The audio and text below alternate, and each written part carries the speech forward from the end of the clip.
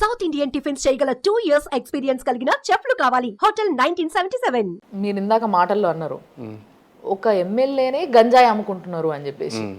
So MLA అయ్యుండి గంజాయి అమ్మే పరిస్థితి వచ్చిందా అని ఫస్ట్ నేను షాక్లో ఉన్నా. అండ్ ఒకవేళ నిజంగా ఈరోజు ఈ రాష్ట్రం యొక్క ఆర్థిక పరిస్థితి ఏంది అనేది అందరికీ తెలుసు. ఈ రాష్ట్రం ఆ రాష్ట్రం అన్న అసలు తేడానే లేకుండా ప్రతి ఒక్కరికి తెలుసు ఆ పరిస్థితే ఉంది. సో మరి నిజంగా ఈ గంజాయి అమ్ముకునే ఎమ్మెల్యేలు అంటున్నారు అండ్ సెక్రటేరియట్ని తాకట్టు పెట్టుకున్నారు అంటున్నారు. అండ్ నేను ఈ మధ్య విన్న మాట ఏంది అని అంటే ఏవైతే మందు పైన వచ్చే రెవెన్యూ ఉంటుందో ఇవంతా కూడా బ్యాంకులకి కొన్ని సంవత్సరాలకు రాసిచ్చిండ్రు అని అంటున్నారు. అంటే ఇంకో 7 సంవత్సరాల వరకు కూడా దాని నుంచి వచ్చే రెవెన్యూ ఇంకా రాదు రాష్ట్రానికి ఏ విధంగా ఉపయోగపడదు కాదమ్మా. 2025 వరకు మందు బాండ్స్ మీద పెట్టారు. ఇంకా 1.5 year మరీ ఎక్కువ మనం చెప్పాల్సిన అవసరం లేదు. 2025 వరకు యాజ్ ఆఫ్ నౌ. సో మరి ఏ విధంగా మీ గవర్నమెంట్ వస్తే దీనిపైన చర్యలు తీసుకుంటారు? ముఖ్యంగా మీ ఆలోచన విధానం చెప్పండి, ఎందుకంటే మీరు ఒక బిజినెస్ మ్యాన్గా మీకు ఐడియా ఉంటుంది. ఇప్పుడు రాజధాని ప్రాంతమే ఉందనుకోండి. ఇప్పుడు మీరు తెలంగాణ తీసుకుంటే ఎంటైర్ తెలంగాణకి హైదరాబాద్ అనేది సోర్స్ ఎంటైర్ ఇన్కమ్కి.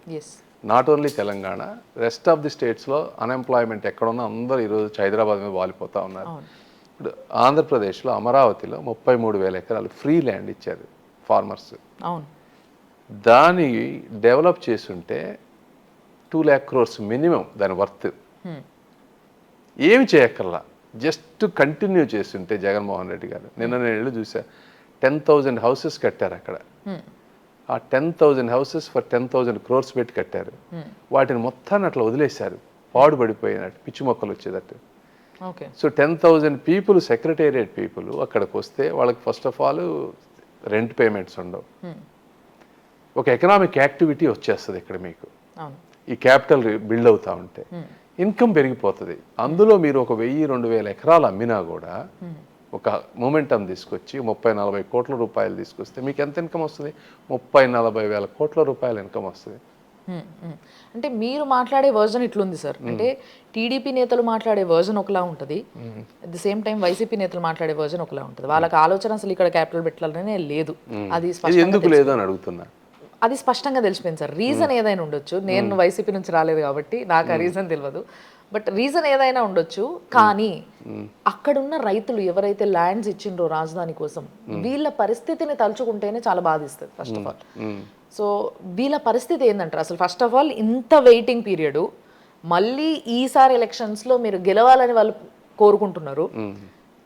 చూస్తే చాలా పెద్ద వారే జరిగేలాగా అనిపిస్తుంది. అటు ఇటుగా ఉంది, ఇంకా సర్వేలన్నీ కూడా అటు ఇటుగానే ఉన్నాయి. అటు ఇటు ఏం లేవమ్మా, వన్ సైడ్ ఉన్నాయి. But okay, anyway if it is your opinion, అటు ఇటు ఉన్నాయి అనుకోండి. నో సార్, అంటే ఇట్స్ లైక్ 50-50.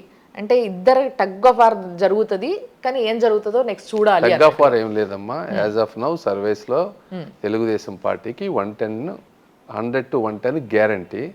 జగన్మోహన్ రెడ్డి గారికి ఒక 40 ఎన్నో ఉన్నట్టున్నాయి. ఒక 20-30లోనే టగ్ ఆఫ్ వార్ ఉంది.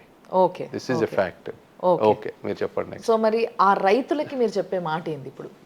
ఆ రైతులకు మీరు ఇచ్చే హామీ ఏంది? హామీ నేను ఒకటే ఇస్తా ఉన్నాను. మా చంద్రబాబు నాయుడు గారు కానీ, లోకేష్ గారు కానీ, నేను కానీ, మేము బతికుండగా ఈ అమరావతి ప్రాంతాన్ని డిస్టర్బ్ చేసే శక్తి ఏ శక్తి రాలేదు. ఒకవేళ 2 రోజులు లేట్ అయినా కూడా డెఫినెట్గా ఈ ప్రాంతం ఒక అద్భుత రాజధానిగా రాబోతుంది.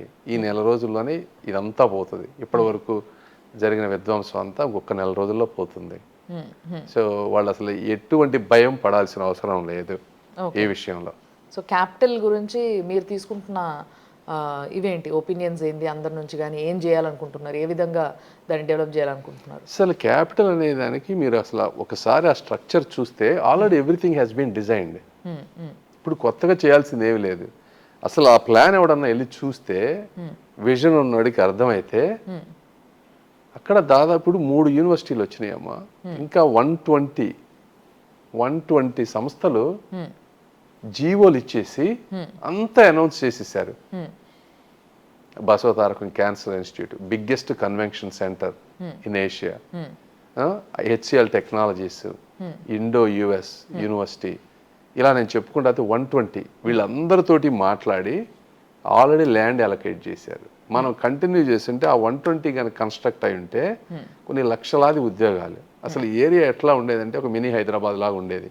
ఓకే. ఇప్పుడు మేం చేయాల్సింది ఏంటంటే ఈ 120 ఎవరైతే ఇంతకుముందు ఇంట్రెస్ట్ చూపించారో వాళ్ళందరినీ కన్సల్ట్ చేసి రీఓరియంట్ చేసి చేయటం అనేది బేసిక్.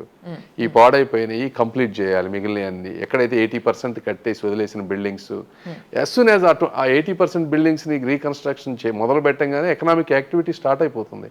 ఇప్పుడే మీకు ఈ చుట్టుపక్కల ప్రాంతంలో ఆల్రెడీ ల్యాండ్ కాస్ట్ ల్యాండ్ అన్నీ పెరిగిపోతున్నాయి. ఈ అపార్ట్మెంటే మేము ఇందులో 300 అపార్ట్మెంట్స్ ఉంటే మొన్నటి వరకు 40-50 అమ్ముడిపోతే ఈ 2-3 మంత్స్లోనే డబుల్ అమ్మేసాం. ఓకే. ఓకే.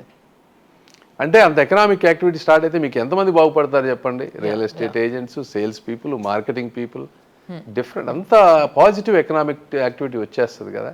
సో ఒక మంచి విజన్ ఉంది క్యాపిటల్ పైన టీడీపీకి అంటారు మీరు. Everything has already been designed, all we need to do is start implementing it. Okay. So ఈసారి మీ గెలుపు తర్వాత మొదలు పెట్టబోతున్నారు ఈ పని. చాలా అద్భుతం, అంటే ఏ రాజధాని లేనంత అద్భుతంగా ఉంది ఆ డిజైన్. కానీ బాబు గారు చాలా కష్టపడి చేసింది అది. ఓకే. అండ్ రాజకీయం అంటే ఇప్పుడు వరకు మనం చూస్తున్నాం సార్, రాజకీయంలో డెవలప్మెంట్, మన థాట్ ప్రాసెస్, ప్రజలతో మనం ఏ విధంగా మమేకమై ఉంటాం, ఇవన్నిటితో పాటు ఇప్పుడు పాలిటిక్స్ కొంచెం మారిపోయినాయి సార్ కొన్ని సంవత్సరాలుగా. ఎవరు ఎంత పైసలు ఇస్తారు, మనీ పాలిటిక్స్, నోటుకి ఓట్లు, అట్లా అయిపోయింది అన్నట్టు.